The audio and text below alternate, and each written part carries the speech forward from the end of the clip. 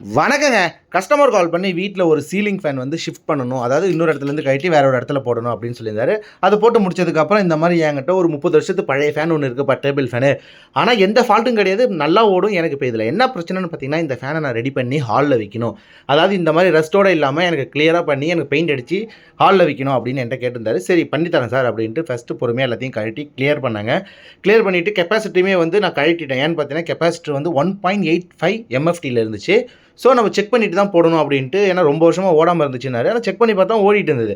மோட்டர்லாம் பார்த்தா காயில்லாம் பக்காவா இருந்துச்சுங்க. சரி அப்படியே கிரில்லுல உள்ள ரஸ்ட் எல்லாம் எமரி ஷீட் போட்டு கிளியர் பண்ணிட்டேங்க. என்னால முடிஞ்ச வரைக்கும் தான் கிளியர் பண்ணேன். ஓரளவுக்கு நானும் கிளியர் பண்ணி கிளீனா எடுத்துட்டேன். எடுத்துட்டு அந்த இதில வந்து லாக் சிஸ்டம்ல இருக்கும் 2 கிரில்லையும் கனெக்ட் பண்ணுறதுக்கு. ஸோ அதிலலாம் கொஞ்சம் மண்ணெண்ணெய் ஊத்தி ஊற விட்டுட்டேன். நான் சொன்ன மாரியே 1.85 எம்எஃப்டி. இதுக்கு பதிலா நான் 2 எம்எஃப்டில கெப்பாசிட்டர் போட்டேன். ஆனா 2 எம்எஃப்டில போடலாம். ஸோ அதனால நான் 2 எம்எஃப்டில போட்டேன். அதுக்கப்புறம் ரெக்கையுமே வந்து ப்ரவுன் கலரா இருந்துச்சு. ஸோ அதுக்குமே பிளாக் அடிக்க சொல்ட்டாரு.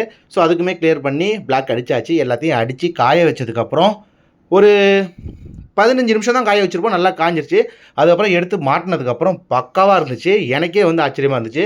அப்புறம் அந்த பின்னாடி மோட்டரோட கவருக்குமே வந்து அது மட்டும் ஒயிட்டா இருந்துச்சு அப்படின்ட்டு அதுக்குமே பிளாக் அடிச்சிட்டோம்.